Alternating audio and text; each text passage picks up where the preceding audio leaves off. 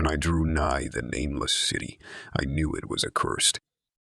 I was traveling in a parched and terrible valley under the moon, and afar I saw it protruding uncannily above the sands, as parts of a corpse may protrude from an ill-made grave. Fear spoke from the age-worn stones of this hoary survivor of the deluge, this great-grandmother of the eldest pyramid, and a viewless aura repelled me and bade me retreat from antique and sinister secrets that no man should see, and no man should see. Remote in the desert of Arabia lies the Nameless City, crumbling and inarticulate, its low walls nearly hidden by the sands of uncounted ages. It must have been thus before the first stones of Memphis were laid, and while the bricks of Babylon were yet unbaked. There was no legend so old as to give it a name, or to recall that it was ever alive, but it is told of in whispers around campfires, and muttered about by grandams in the tents of sheiks, so that all the tribes shun it without wholly knowing why. It was of this place that Abdul al-Hazred, the mad poet, dreamed on the night before he sang his unexplainable couplet, "That is not dead, which can eternal lie, and with strange eons, even death may die." I should have known that the Arabs had good reason for shunning the Nameless City, the city told of in strange tales, but seen by no living man. Yet I defied them and went into the untrodden waste with my camel. I alone have seen it, and that is why no other face bears such hideous lines of fear as mine, why no other man shivers so horribly when the night wind rattles the windows. When I came upon it in the ghastly stillness of unending sleep, it looked at me, chilly from the rays of a cold moon amidst the desert's heat. And as I returned its look, I forgot my triumph at finding it, and stopped still with my camel to wait for the dawn. For hours I waited, till the east grew gray and the stars faded, and the gray turned to roseate light edged with gold.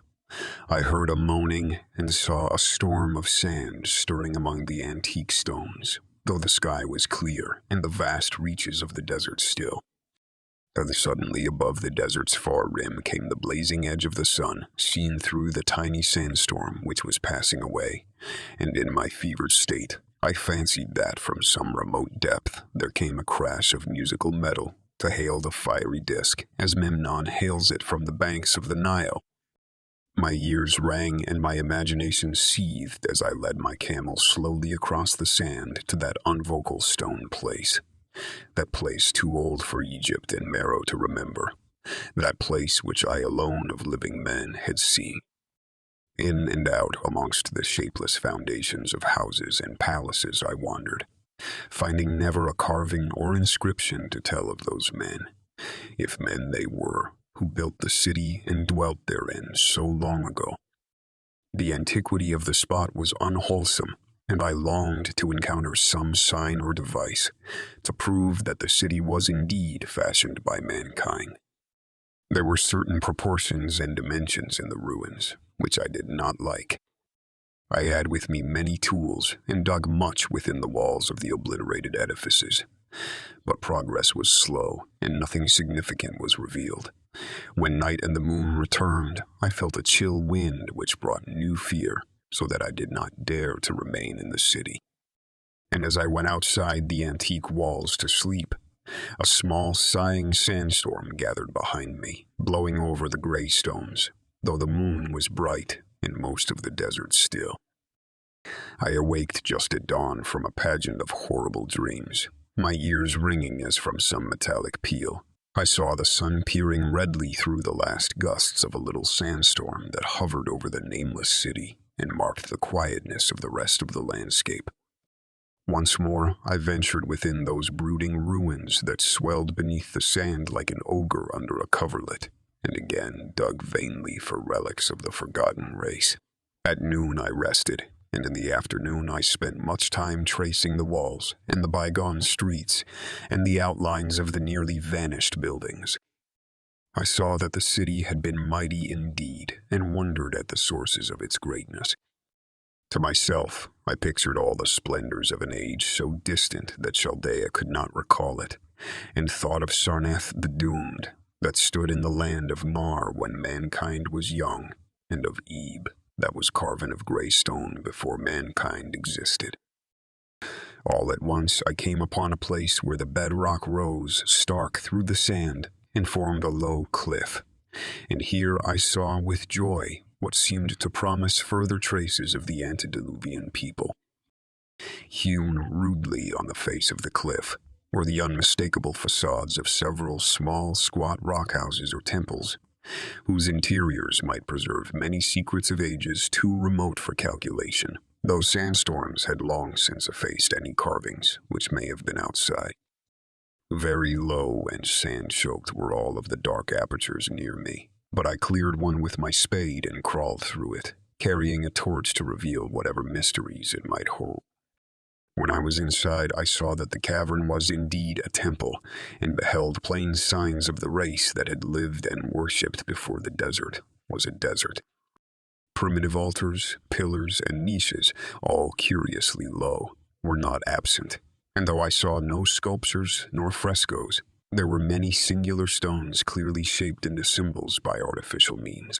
The lowness of the chiseled chamber was very strange, for I could hardly more than kneel upright, but the area was so great that my torch shewed only part at a time. I shuddered oddly in some of the far corners, for certain altars and stones suggested forgotten rites of terrible, revolting, and inexplicable nature. It made me wonder what manner of men could have made and frequented such a temple. When I'd seen all that the place contained, I crawled out again, avid to find what the other temples might yield.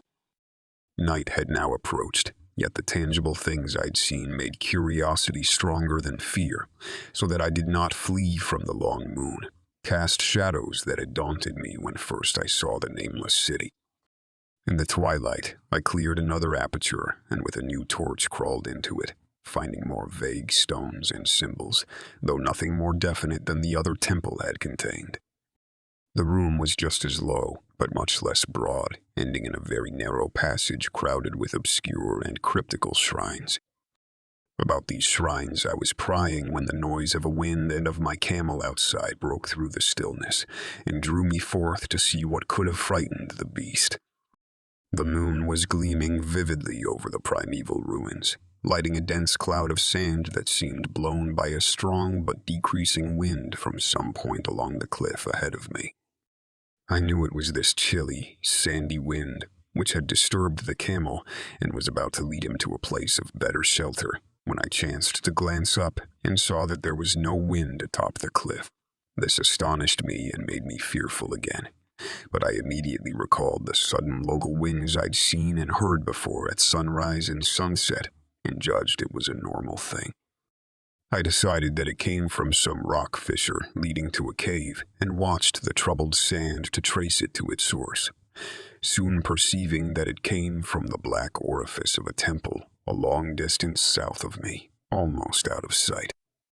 Against the choking sand cloud I plodded toward this temple, which as I neared it loomed larger than the rest, and shewed a doorway far less clogged with caked sand. I would have entered had not the terrific force of the icy wind almost quenched my torch. It poured madly out of the dark door, sighing uncannily as it ruffled the sand and spread about the weird ruins. Soon it grew fainter, and the sand grew more and more still, till finally all was at rest again, but a presence seemed stalking among the spectral stones of the city, and when I glanced at the moon it seemed to quiver, as though mirrored in unquiet waters. I was more afraid than I could explain, but not enough to dull my thirst for wonder. So as soon as the wind was quite gone, I crossed into the dark chamber from which it had come. This temple, as I had fancied from the outside, was larger than either of those I'd visited before, and was presumably a natural cavern, since it bore winds from some region beyond. Here I could stand quite upright, but saw that the stones and altars were as low as those in the other temples. On the walls and roof I beheld for the first time some traces of the pictorial art of the ancient race, curious curling streaks of paint that had almost faded or crumbled away, And on two of the altars I saw with rising excitement a maze of well-fashioned curvilinear carvings. As I held my torch aloft, it seemed to me that the shape of the roof was too regular to be natural, and I wondered what the prehistoric cutters of stone had first worked upon. Their engineering skill must have been vast. Then a brighter flare of the fantastic flame shewed me that for which I had been seeking, the opening to those remoter abysses whence the sudden wind had blown, and I grew faint when I saw that it was a small and plainly artificial door chiseled in the solid rock. I thrust my torch within, beholding a black tunnel with the roof arching low over a rough flight of very small, numerous, and steeply descending steps. I shall always see those steps in my dreams, for I came to learn what they meant. At the time I hardly knew whether to call them steps or mere footholds in a precipitous descent.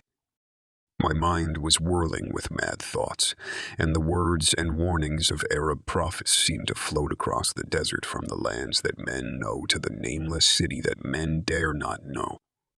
Yet I hesitated only a moment before advancing through the portal and commencing to climb cautiously down the steep passage, feet first, as though on a ladder. It is only in the terrible phantasms of drugs or delirium that any other man can have such a descent as mine. The narrow passage led infinitely down like some hideous haunted well, and the torch I held above my head could not light the unknown depths toward which I was crawling. I lost track of the hours and forgot to consult my watch, though I was frightened when I thought of the distance I must be traversing. There were changes of direction and of steepness, and once I came to a long, low, level passage where I had to wriggle feet first along the rocky floor, holding my torch at arm's length beyond my head. The place was not high enough for kneeling. After that were more of the steep steps, and I was still scrambling down interminably when my failing torch died out. I do not think I noticed it at the time, for when I did notice it, I was still holding it high above me, as if it were ablaze. I was quite unbalanced with that instinct for the strange and the unknown, which has made me a wanderer upon earth and a haunter of far, ancient, and forbidden places. In the darkness, there flashed before my mind fragments of my cherished treasury of demoniac lore, sentences from Al-Hazred, the mad Arab paragraphs from the apocryphal nightmares of Damascus, and infamous lines from the apocryphal nightmares of Dej-Damandi of Gothia Demetz. I repeated queer extracts and muttered of Afrasiab and the demons that floated with him down the Oxus, later chanting over and over again a phrase from one of Lord Dunsany's tales, the unreverberate blackness of the abyss. Once, when the descent grew amazingly steep, I recited something in song from Thomas Moore until I feared to recite more.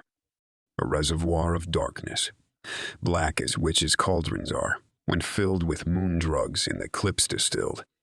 Leaning to look if foot might pass down to that chasm I saw beneath as far as vision could explore, the jetty sides as smooth as glass, looking as if just varnished o'er with that dark pitch the sea of death throws out upon its sly shore. Time had quite ceased to exist when my feet again felt a level floor, and I found myself in a place slightly higher than the rooms in the two smaller temples, now so incalculably far above my head. I could not quite stand, but could kneel upright, and in the dark I shuffled and crept hither and thither at random. I soon knew that I was in a narrow passage whose walls were lined with cases of wood having glass fronts. As in that Paleozoic and abysmal place, I felt of such things as polished wood and glass. I shuddered at the possible implications. The cases were apparently ranged along each side of the passage at regular intervals, and were oblong and horizontal, hideously like coffins in shape and size. When I tried to move 2 or 3 for further examination, I found they were firmly fastened. I saw that the passage was a long one, so floundered ahead rapidly in a creeping run that would have seemed horrible had any eye watched me in the blackness, crossing from side to side occasionally to feel of my surroundings and be sure the walls and rows of cases still stretched on. Man is so used to thinking visually that I almost forgot the darkness and pictured the endless corridor of wood and glass in its low-studded monotony as though I saw it. And then, in a moment of indescribable emotion, I did see it. Just when my fancy merged into real sight, I cannot tell, but there came a gradual glow ahead, and all at once I knew that I saw the dim outlines of the corridor and the cases, revealed by some unknown subterranean phosphorescence. For a little while all was exactly as I had imagined it, since the glow was very faint. But as I mechanically kept on stumbling ahead into the stronger light, I realized that my fancy had been but feeble. This hall was no relic of crudity like the temples in the city above, but a monument of the most magnificent and exotic art. Rich, vivid, and daringly fantastic designs and pictures formed a continuous scheme of mural painting whose lines and colors were beyond description. The cases were of a strange golden wood with fronts of exquisite glass and contained the mummified forms of creatures, outreaching in grotesqueness, the most chaotic dreams of man. To convey any idea of these monstrosities is impossible. They were of the reptile kind, with body lines suggesting sometimes the crocodile, sometimes the seal, but more often nothing of which either the naturalist or the paleontologist ever heard. In size, they approximated a small man, and their forelegs bore delicate and evidently flexible feet curiously like human hands and fingers. But strangest of all were their heads, which presented a contour violating all known biological principles. To nothing can such things be well compared. In one flash I thought comparisons as varied as the cat, the bulldog, the mythic satyr, and the human being. Not Jove himself had so colossal and protuberant a forehead, yet the horns and the noselessness and the alligator, like jaw, placed the things outside all established categories. I debated for a time on the reality of the mummies, half suspecting they were artificial idols, but soon decided they were indeed some Paleogean species, which had lived when the Nameless City was alive. To crown their grotesqueness, most of them were gorgeously enrobed in the costliest of fabrics, and lavishly laden with ornaments of gold, jewels, and unknown shining metals. The importance of these crawling creatures must have been vast, for they held first place among the wild designs on the frescoed walls and ceiling. With matchless skill had the artist drawn them in a world of their own, wherein they had cities and gardens fashioned to suit their dimensions. And I could not but think that their pictured history was allegorical, perhaps shewing the progress of the race that worshipped them. These creatures, I said to myself, were to the men of the Nameless City what the she-wolf was to Rome, or some Teuton, vast as to a tribe of Indians. Holding this view, I thought I could trace roughly a wonderful epic of the Nameless City, the tale of a mighty seacoast metropolis that ruled the world before Africa rose out of the waves, and of its struggles as the sea shrank away and the desert crept into the fertile valley that held it. I saw its wars and triumphs, its troubles and defeats, and afterward its terrible fight against the desert when thousands of its people, here represented in allegory by the grotesque reptiles, were driven to chisel their way down through the rocks in some marvelous manner to another world whereof their prophets had told them. It was all vividly weird and realistic, and its connection with the awesome descent I'd made was unmistakable. I even recognized the passages. As I crept along the corridor toward the brighter light, I saw later stages of the painted epic, the leave-taking of the race that had dwelt in the Nameless City and the valley around for 10 million years. The race whose souls shrank from quitting scenes their bodies had known so long, where they had settled as nomads in the earth's youth, hewing in the virgin rock those primal shrines at which they never ceased to worship. Now that the light was better, I studied the pictures more closely, and, remembering that the strange reptiles must represent the unknown men, pondered upon the customs of the Nameless City. Many things were peculiar and inexplicable, The civilization, which included a written alphabet, had seemingly risen to a higher order than those immeasurably later civilizations of Egypt and Chaldea. Yet there were curious omissions. I could, for example, find no pictures to represent deaths or funeral customs, save such as were related to wars, violence, and plagues, and I wondered at the reticence shown concerning natural death. It was as though an ideal of earthly immortality had been fostered as a cheering illusion. Still nearer the end of the passage were painted scenes of the utmost picturesqueness and extravagance. Contrasted views of the Nameless City in its desertion and growing ruin, and of the strange new realm or paradise to which the race had hewed its way through the stone. In these views, the city and the desert valley were shown always by moonlight, a golden nimbus hovering over the fallen walls and half revealing the splendid perfection of former times, shown spectrally and elusively by the artist. The paradisal scenes were almost too extravagant to be believed, portraying a hidden world of eternal day filled with glorious cities and ethereal hills and valleys. At the very last, I thought I saw signs of an artistic anticlimax. The paintings were less skillful and much more bizarre than even the wildest of the earlier scenes. They seemed to record a slow decadence of the ancient stock, coupled with a growing ferocity toward the outside world from which it was driven by the desert. The forms of the people, always represented by the sacred reptiles, appeared to be gradually wasting away, though their spirit as shown hovering about the ruins by moonlight gained in proportion.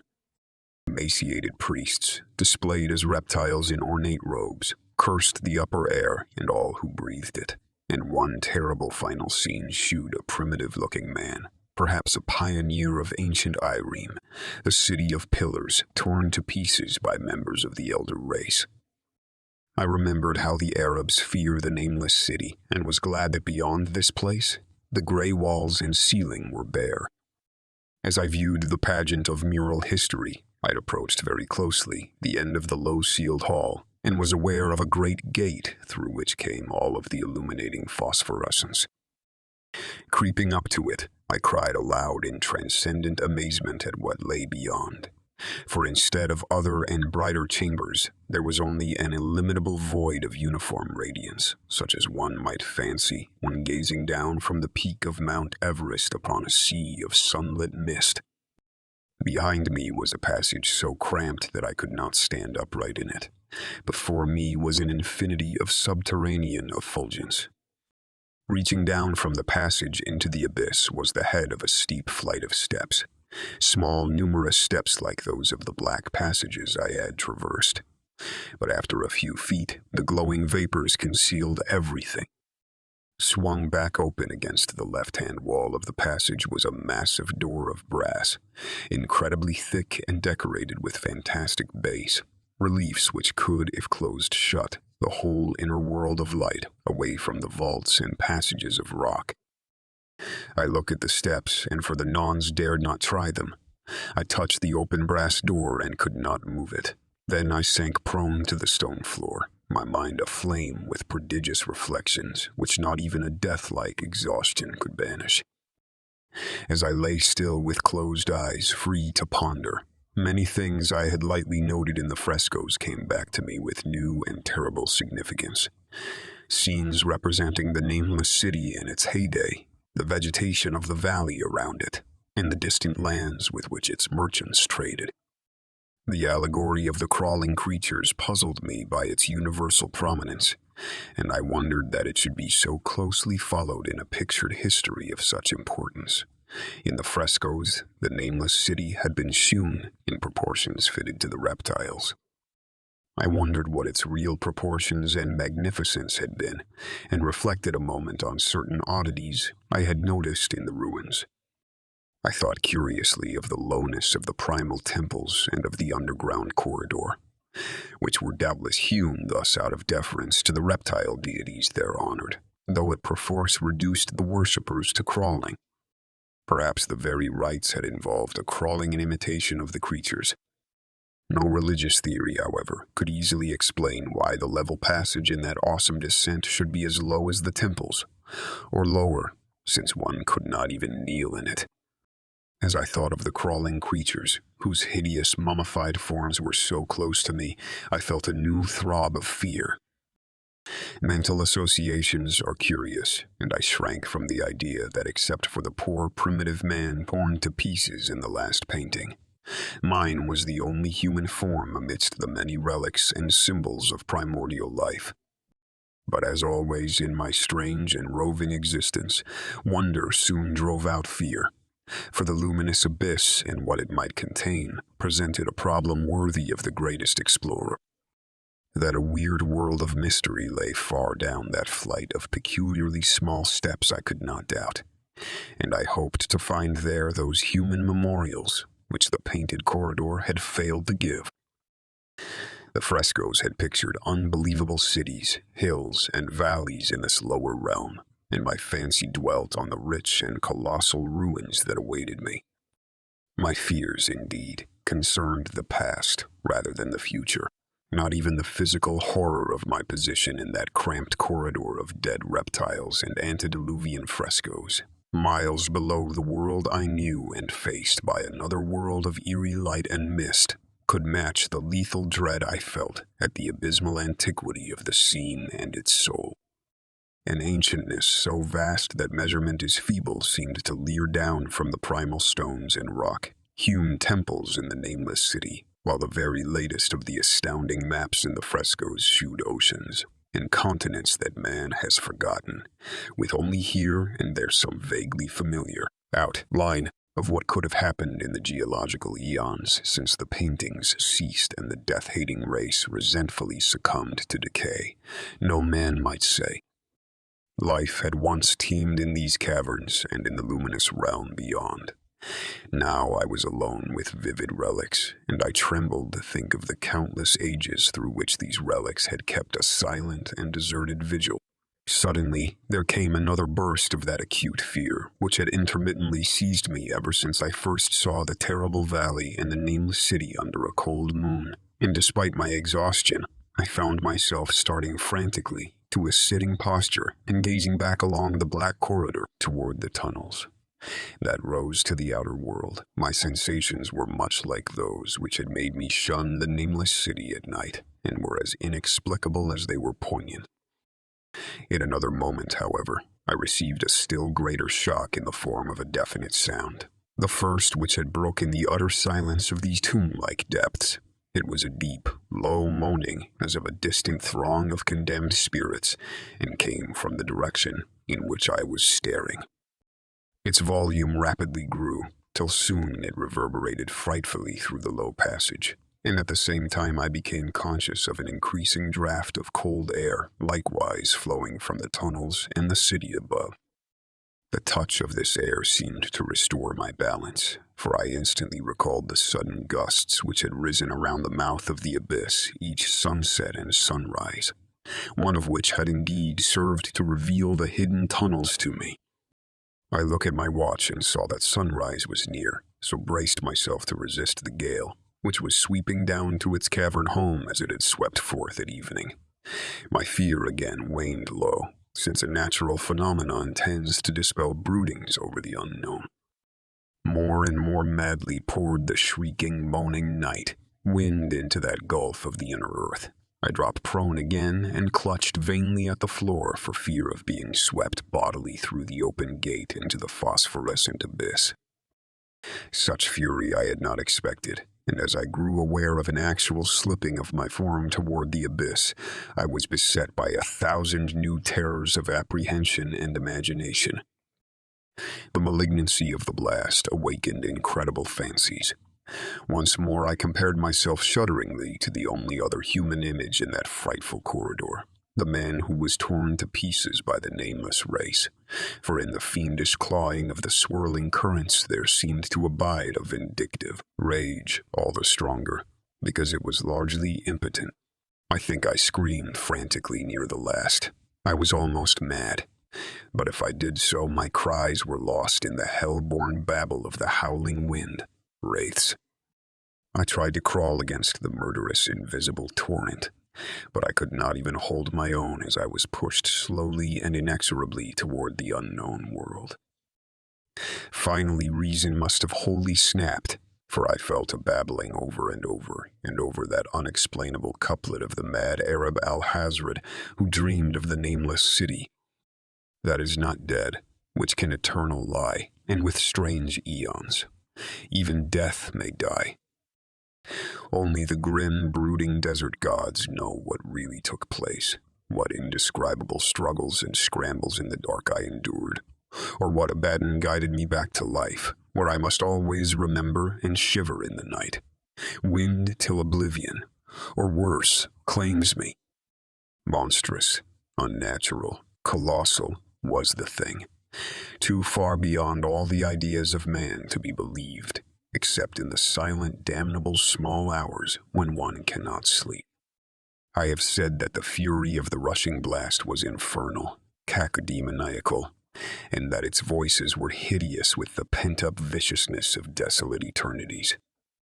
Presently, those voices, while still chaotic before me, seemed to my beating brain to take articulate form behind me, and down there in the grave of unnumbered eon-dead antiquities, leagues below the dawn, lit world of men, I heard the ghastly cursing and snarling of strange, tongued fiends. Turning, I saw outlined against the luminous ether of the abyss what could not be seen against the dusk of the corridor. A nightmare horde of rushing devils. Hate, distorted, grotesquely panoplied, half transparent, devils of a race no man might mistake, the crawling reptiles of the Nameless City. And as the wind died away, I was plunged into the ghoul, peopled blackness of earth's bowels. For behind the last of the creatures, the great brazen door clanged shut with a deafening peal of metallic music, whose reverberations swelled out to the distant world to hail the rising sun as Memnon hails it from the banks of the Nile.